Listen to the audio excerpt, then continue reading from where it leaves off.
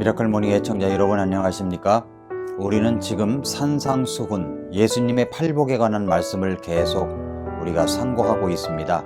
예수님의 팔복, 영이 가난한 자의 복, 애통하는 자의 복, 오늘은 온유한 자의 복, 두 번째 시간을 말씀드리겠습니다. 온유라고 하는 것은 삶에 조절된 능력을 말합니다. 야생마처럼 거친 폭풍우처럼 고열이 올라가 주체할 수 없는 몸을 가진 것처럼 그렇게 살아가는 우리들을 우리 주님께서 구원해 주셨습니다. 그런데 우리는 이제 예수님이 함께 하심으로 그것들이 모두 다 조절되어져 갑니다. 그래야 삶의 능력이 나타날 수가 있습니다. 그래서 첫 번째로는 온유란 무엇인가를 살펴봤고, 오늘은 두 번째로 온유한 자에게 약속된 복은 무엇인가를 살펴보도록 하겠습니다. 온유한 자에게 약속된 복, 그 첫 번째는 미래적인 측면으로 하나님의 왕국, 천국을 기업으로 주십니다. 우리는 이것을 장차 천국의 소망과 관련지어 생각해 볼 수가 있습니다. 천국을, 하나님의 왕국을 상속으로 주십니다. 천국은 온유한 자들의 것입니다. 하나님의 왕국은 조절된 삶의 능력을 가진 자들의 것입니다. 천국은 물론 구원받은 사람들이 가는 나라입니다. 그런데 천국은 도무지 절제되지 않는 사람들, 교만한 사람들이 가는 나라가 아닙니다. 구원받은 사람들이라면 그렇게 살지 않습니다. 두 번째로 온유한 자에게 약속된 복은 현재적인 측면에서 땅을 상속으로 받습니다. 온유한 사람들만이 이 땅에서도 진정한 성공과 승리를 누릴 수가 있습니다.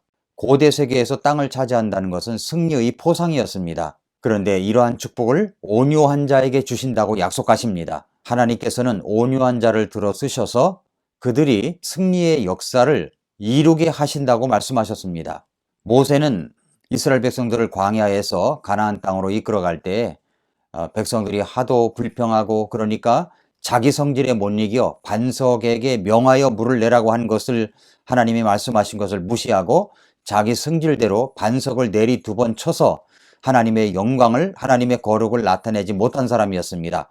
그럼에도 불구하고 하나님께서 모세를 쓰셨던 이유는 그가 온유한 사람이었기 때문이라고 성경은 말씀하고 있습니다.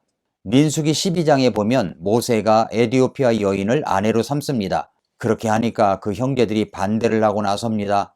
시누이였던 미리암은 엄청 극고 화를 내며 반대합니다. 그의 형인 아론도 반대를 냈습니다. 가족들이, 형제들이 다 반대를 할 때 모세는 어떤 반응을 보였습니까? 이 장면에서 모세는 극도로 조절된 반응을 보였습니다. 도무지 흥분하지 않았습니다. 그 광경을 보시고 하나님께서는 모세에 대해서 이렇게 말씀하셨습니다. 민수기 12장 3절에 보니까 이제 그 사람 모세는 매우 온유하여 지면의 모든 사람보다 온유하였더라 라고 말씀을 하고 있습니다. 우리가 어떤 일을 어떤 사람에게 맡길 때 그 사람에 맡기기에는 주저하게 만드는 것이 무엇 때문입니까? 자기 조절이 안 되는 사람에게 그렇습니다. 삶이나 행동에 일관성이 없는 사람들이기 때문입니다. 말이 아주 많은 사람입니다. 말을 조절하지 못하는 사람입니다. 감정이 조절되지 않는 사람입니다. 이런 사람에게 어떤 일을 맡길 수가 있겠습니까? 하나님도 마찬가지입니다. 하나님은 자기 조절이 안 되는 사람을 쓰실 수가 없습니다. 그래서 하나님은 자기를 잘 조절할 수 있는 사람, 컨트롤할 수 있는 사람, 이런 사람을 쓰신다고 모세를 통해서 말씀하시고 있습니다. 이렇게 온유한 자에게는 땅을 기업으로 받는다고 약속해 주셨습니다. 그렇다면 세 번째로 어떻게 온유한 사람이 될 수 있을까요? 존 오웬이라는 청교도 설교가는 온유한 인격이 되는 비밀에 대해서 이렇게 말했습니다. 온유한 인격은 오직 하나님의 주권에 대한 정당한 반응으로만 만들어질 수 있는 인격입니다 라고 이야기를 했어요. 이 말이 무슨 말입니까? 하나님의 주권에 대한 정당한 반응이라는 말이 무슨 말입니까? 이렇게 정리할 수 있습니다. 첫째는 하나님의 주권에 대한 믿음을 갖는 것입니다. 하나님의 주권에 대한 믿음이란 무엇을 말하는 것입니까? 쉽게 설명한다면 예를 들어서 아브라함의 경우를 들어서 설명해 보겠습니다. 어느 날 조카의 목자와 아브라함의 목자 사이에 다툼이 일어났습니다. 그들이 함께 거하는 땅이 좁기 때문에 문제가 일어난 것이죠. 그래서 아브라함이 이야기합니다. 조카야, 네가 이 땅에서 오른쪽을 선택하면 내가 왼쪽을 선택하고 네가 왼쪽을 선택하면 내가 오른쪽을 선택하마. 네가 먼저 선택하라 라고 아브라함이 조카에게 이야기를 했습니다. 그러면 조카는 이 말을 듣고 자기가 아랫사람이니까 먼저 양보를 해야 되는 것이 아닙니까? 그런데 조카 롯은 그렇게 하지 않았습니다. 아브라함은 네가 마음대로 차지해봐라. 그러면 내가 그 반대로 차지할 것이다. 라고 그렇게 이야기를 한 것입니다. 자기가 연장자임에도 불구하고 자신이 나중에 선택하면 손해를 볼 것이 틀림이 없음에도 불구하고 그러면서도 롯에게 먼저 선택할 수 있는 권한을 주었던 것은 무엇 때문일까요? 왜 그렇다고 생각하십니까? 그것은 내가 마땅히 하나님의 백성다운 태도를 가지고 있으면 주님께서 내 삶을 책임져 주실 것이라는 하나님의 주권에 대한 믿음이 있었기 때문이라고 설명할 수가 있는 것입니다. 하나님의 주권을 믿는다면 때로는 손해가 따를 수 있습니다. 불이익이 당장에 다가올 수 있습니다. 불편이 따를 수 있습니다. 다른 사람이 볼 때 왜 예수 믿는 사람들은 저렇게 손해만 보느냐고 이야기할 수 있을지도 모릅니다. 그러나 그 권리를 포기할 때 하나님께서는 하나님의 주권을 믿은 그 결과로 말미암아 우리를 채워주십니다. 하나님의 섭리와 주권을 믿음으로 따르면 분명 주님께서는 나의 삶을 책임져 주시는 것입니다. 아브라함이 그렇지 않습니까? 아브라함 믿음으로 자기가 선택할 것을 양보했을 때 자기가 힘이 있어서 먼저 선택할 수 있는 권한이 있어도 그것을 조절해서 조카에게 먼저 양보를 한 것입니다. 내가 먼저 선택할 수 있음에도 불구하고 그것을 조절한 것입니다. 내가 아니라 네가 먼저 하라고 이야기를 했습니다. 그렇게 해서 롯이 볼 때 좋은 땅으로 여겨졌던 곳은 소돔성이 가까운 땅이었습니다. 그러나 소돔성 쪽을 롯이 선택을 하자 아브라함은 그 반대로 선택을 했습니다. 그렇게 됐을 때 하나님께서 뭐라고 말씀하셨습니까? 네가 서 있는 곳에서 동서남북을 보라. 이 모든 것을 너에게 주겠다고 하나님께서 말씀을 해 주셨습니다. 그 말씀이 창세기 13장 14절부터 17절에 나오는 내용입니다. 믿음으로 하나님의 주권을 선택했다면 그것을 하나님의 축복으로 믿으시기를 바랍니다. 그리고 여러분이 서 있는 곳에서 동서남북을 바라보십시오. 그리고 걸어보십시오. 그리고 하나님의 주권을 끝까지 믿으시기를 바랍니다. 그 다음에 요셉의 경우를 한번 생각해 볼까요? 요셉은 자기 형들 때문에 얼마나 많은 손해를 입었습니까? 얼마나 많은 죽을 고비를 넘겼습니까? 그러나 그는 하나님의 주권을 믿었습니다. 그는 하나님이 함께 하심을 믿었습니다. 그러자 그는 가는 곳곳마다 하나님의 형통이 따라 붙었다고 성경은 말씀하고 있습니다. 뿐만 아니라 그는 형제들에게 복수할 기회가 있었음에도 불구하고 그는 복수하지 아니하고 너그러이 용서를 선택했습니다. 그 말씀이 바로 창세기 45장 4절부터 9절에 나오는 내용입니다. 다윗의 경우를 한번 생각해 볼까요? 그는 왕으로 기름 부음을 받았던 사람입니다. 그런데 골리앗과의 싸움에서 이겼음에도 불구하고 사울왕의 시기를 받아 얼마나 고생을 하고 쫓겨다녔습니까? 그가 그렇게 자신을 고통스럽게 했던 그리고 목숨을 위협했던 사울왕에게 쫓겨다녔을 때 사울왕을 죽일 수 있는 기회를 2번이나 갖고 있었습니다. 그럼에도 불구하고 그는 하나님의 주권을 믿었기 때문에 하나님께서 기름 부은 사람을 내가 해칠 수가 없다.